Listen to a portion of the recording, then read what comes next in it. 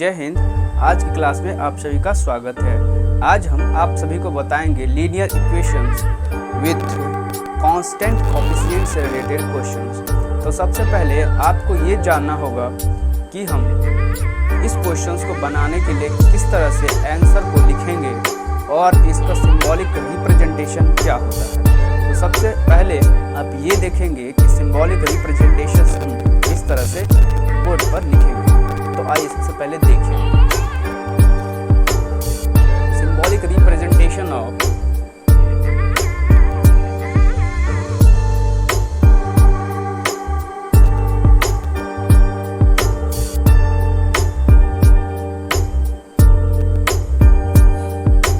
symbolic representations of dn y अगर small d to the power n y dxn है ना, और plus p। अब जो है p के जगह के बाद जो है फिर आपको लिखना क्या है, यहाँ पर हम 1 कर लेते हैं, d n माइनस 1 यहाँ y हो जाएगा dx है ना n माइनस 1। ठीक है, उसके बाद दूसरा टर्म जो होगा p2 d n minus 2 into y by dx n minus 2।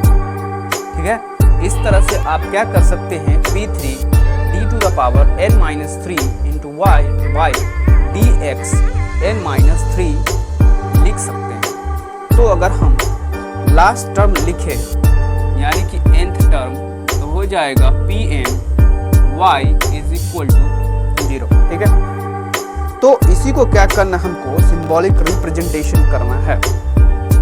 तो लेट कर लेते हैं, लेट d स्टैंड फॉर, है ना, d से आप किसको लिखेंगे, तो d से हमको लिखना है d बाई dx, है ना। उसी तरह से d स्क्वायर को आप क्या लिखेंगे, d stand for, d square stand for, d को हमने लिखा है d stand for d by dx, और d स्क्वायर को हम क्या लिखेंगे, तो d स्क्वायर को आपको लिखना है d बाई, यहाँ पर आपको d के जगह पे क्या कर देना है, स्क्वायर कर देना है, और नीचे क्या हो जाएगा, x स्क्वायर भी हो जाएगा। इसी तरह से अगर आपको d3 का पूछा जाए, केवल यहाँ पर आपका d3 और dx टू द पावर 3 हो जाएगा। इस तरह से आपको क्या कर लेना है, लेट कर लेना है। ठीक है, तो यहाँ पर हमारा जो होगा nthमा यानी कि dn, है ना, d to the power n जो होगा उसमें आप क्या लिखेंगे, तो d वाले में जो है आपको लिखना है d to the power d, और इसको स्टैंड फॉर्म में लिख देते हैं d to the power n by dx to the power n के फॉर्म। इसको आपको ध्यान में रखना है। अगर आपको d3 पूछा जाए या d4 पूछा जाए तो आप सेट करके यहाँ बना सकते हैं, कोई भी भारी नहीं है। ठीक है, तो ये तो आपका हो गया है। अगर इस तरह से दिया हुआ है कोई इक्वेशन, है ना, तो आप इसको सिंबॉलिक रिप्रेजेंटेशन में कैसे लिखेंगे। ठीक है, तो आपका हो जाएगा इस तरह से d plus D square plus d3, है ना, डॉट डॉट, और d2 to the power n के फॉर्म में हो जाएगा, है ना। अब इस तरह से अगर इक्वेशन लिखा रहे तो हम इसको कन्वर्ट करके इसमें कर सकते हैं, और इसको अगर हम कन्वर्ट करना चाहे तो इसमें कन्वर्ट कर सकते हैं।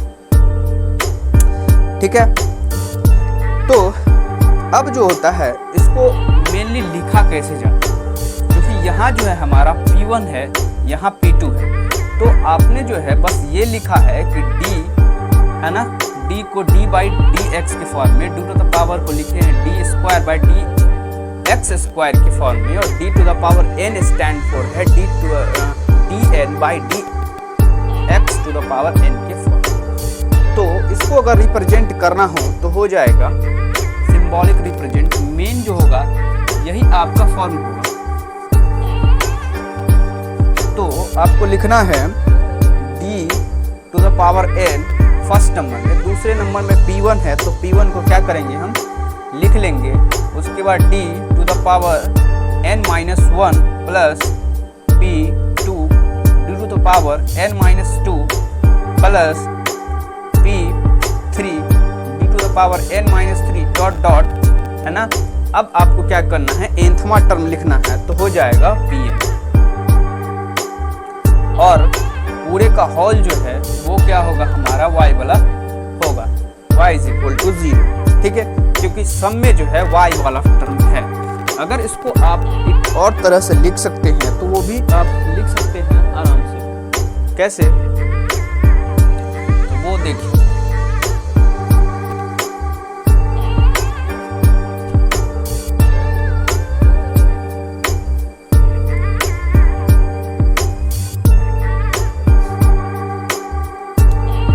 जैसे अगर ऐसे लिख सकते हैं इसको, D to the power n into Y plus p1 D to the power n minus 1 Y, यहाँ पर p1 है, plus p2 D to the power n minus 2 और y प्लस, इस तरह से आपको क्या करना है, लास्ट का pn इंटू वाई के फॉर्म में लिख सकते हैं। इसका सिंबॉलिक रिप्रेजेंटेशन जो है यही होगा इस इक्वेशन का, ठीक है, जो कि हमने पीछे लिखा। तो आपको एक चीज जो है याद रखना होगा, क्या, आंसर जो लिखेंगे, तो आंसर जो लिखते हैं वो हम लिखेंगे y इज इक्वल टू, है ना, c1, y is equal to c1 और e to the power m, और यहाँ हो जाएगा x, और आपका हो जाएगा यहाँ पर जो भी आएगा m1 m2 करके जो है आगे की तरफ हम लोग क्या करेंगे, बढ़ते जाएंगे। तो अगला हो जाएगा c2 e to the power m2, और यहाँ हो जाएगा x, और x के जगह जो होगा आपको कुछ भी हो सकता है। तो अगर c3 लिखना हो तो e to the power m3 into x dot dot cn, है ना, e टू द पावर mn और x, इस तरह से जो है आपको क्या करना है, आंसर लिखना है, ठीक है। तो अब जो है हम क्वेश्चंस पे आ जाते हैं।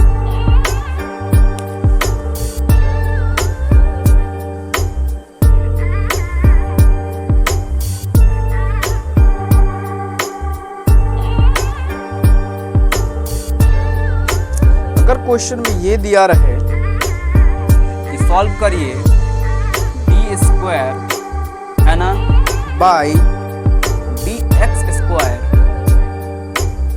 Minus 5 D Y Y D X plus 6y is equal to 0, तो आप इसे कैसे सॉल्व करेंगे।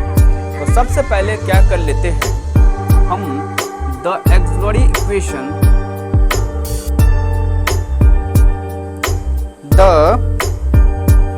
ऑक्सिलरी इक्वेशन इज, इसको क्या कर लेते हैं हम, m स्क्वायर लेट कर लेते हैं, minus m square minus 5m plus 6, और y को क्या करते हैं, इग्नोर कर देते हैं, ठीक है, इज इक्वल टू 0। तो आपको ये पता होगा कि अगर आपके पास क्वाड्रेटिक इक्वेशंस है तो इसको आप तोड़ करके कैसे लिख सकते हैं। तो m स्क्वायर यहाँ हो जाएगा 3m और minus 2m is equal to 6, ठीक है। तो यहाँ से अगर आप m कॉमन लेंगे तो यहाँ हो जाएगा 3, और दूसरा जो हो जाएगा वो हो जाएगा m माइनस 2, ठीक है। तो आपका जो एक आंसर आएगा 2 और दूसरा आएगा 3, है ना, यानी कि 2 और 3 आएगा। तो जनरल द सॉल्यूशन क्या होगा, द जनरल सॉल्यूशन, है ना, y is equal to c e to the power, आपको हमने पीछे बताया था c1, है ना, e to the power m m1 और x के तरह, ठीक है, कि आपको आंसर जो है इसी के टाइप में लिखना है। तो यहाँ से हो जाएगा e to the power 2x, है ना, यहाँ पर आपने क्या लिखा है, जो है n के जगह पर आपने ये निकाला है 2, ठीक है। दूसरा जो हो जाएगा plus C2 e to the power 3x। यही जो होगा आपका क्या होगा, आंसर होगा। ठीक है, आते हैं अब दूसरे क्वेश्चन में, तो देखिए कैसे।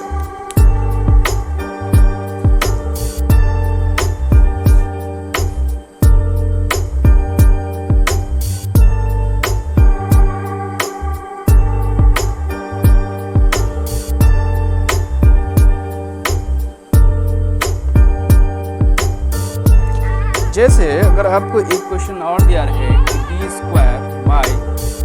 Square Y by D X square minus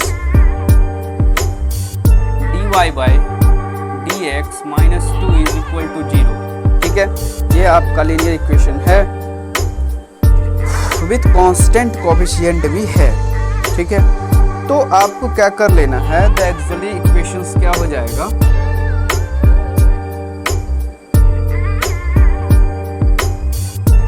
हो जाएगा यहाँ एम स्क्वायर माइनस एम और माइनस को हो जाएगा आपका 2, यही होगा। तो आपको क्या करना है, इसको स्प्लिट करके आपको ये बताना है कि m का जो होगा वो वैल्यू क्या क्या होगा। तो एम स्क्वायर माइनस, इसको कैसे लिख सकते हैं, इस तरह से नहीं होगा ना, ये होगा। तो यहाँ से m अगर कॉमन ले लेते हैं तो m minus 2 plus m minus 2। ठीक है, तो पहला तो हो जाएगा आपका m प्लस 1 और दूसरा हो जाएगा m माइनस 2। तो m का जो है वो क्या क्या वैल्यू आ गया है, तो आपका एक माइनस 1 है और दूसरा जो है वो 2 आया है ना। तो जनरल सॉल्यूशन जो हो जाएगा इसका क्या हो जाएगा, the general solution is y is equal to C1 हमने लिखा, जिस तरह से आपको पीछे बोले थे लिखने के लिए, e टू द पावर क्या हो जाएगा minus 1x plus C2 e to the power 2x। यही आपका आंसर है। तो इस 1 के जगह पर आप क्या लिख सकते हैं, C1 e to the power minus x plus C2 e to the power 2x। इस तरह से जो है आप इसको बना सकते हैं। ठीक है, आइए अब अगले क्वेश्चंस को देखते हैं।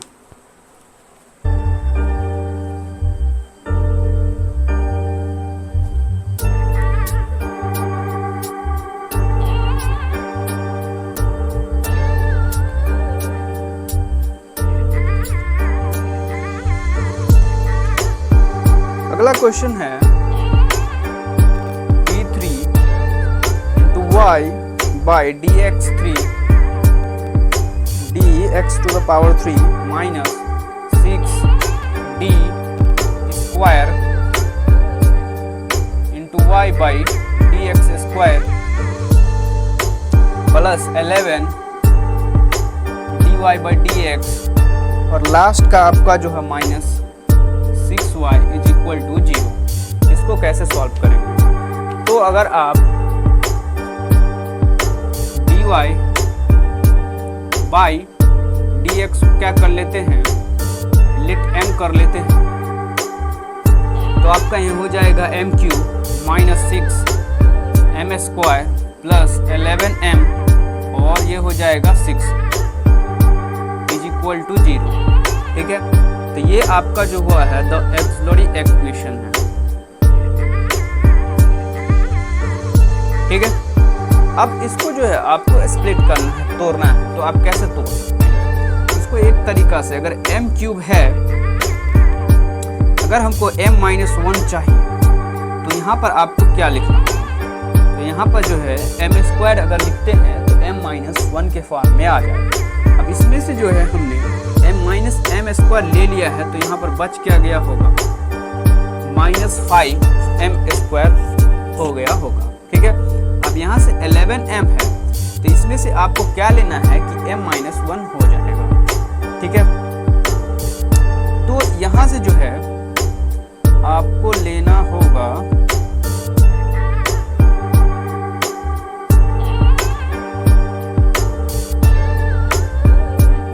प्लस, है ना,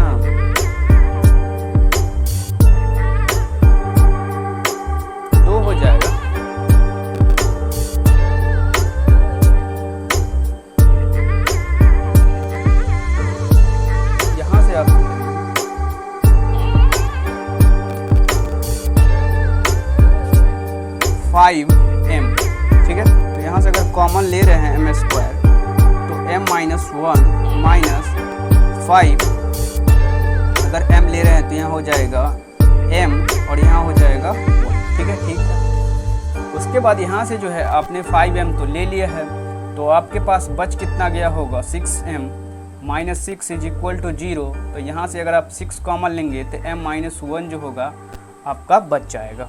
अब जो है m माइनस 1 तो आपने एक टर्म ले लिया है, अब आपका बच गया है quadratic equation m² minus 5m और ये आपका 6।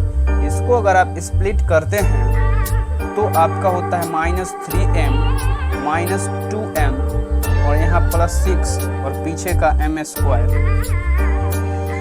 m माइनस 1, ठीक है। अब जो है इसको अगर आप कॉमन ले लेते हैं तो आपका होता है m माइनस 3 और यहाँ होता है 2 इंटू m माइनस 3।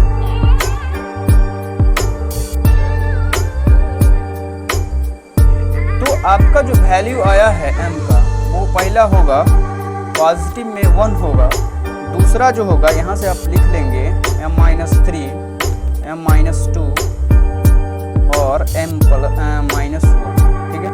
तो पहला प्लस 1, दूसरा प्लस 2 और तीसरा जो होगा प्लस 3, है ना। सब जो है हमारा आंसर जो है कितना आया है, प्लस में ही आया है। तो इसका आंसर जो होगा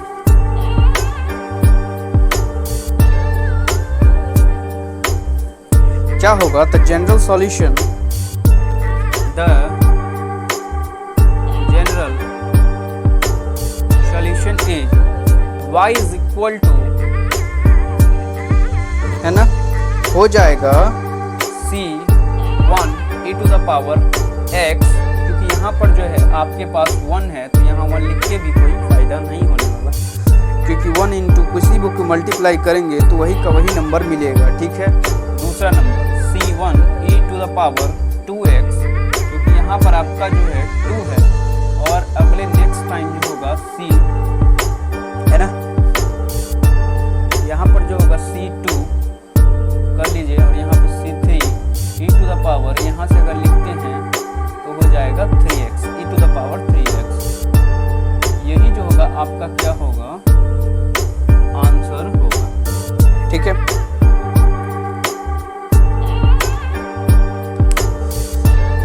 तो इस वीडियो में हम सिर्फ इतना बताए हैं कि लीनियर इक्वेशंस अगर आपको दिया है ना, विथ कांस्टेंट कोफिशिएंट के साथ उसका डिफरेंशिएशन जो है कैसे फाइंड आउट करें, ठीक है।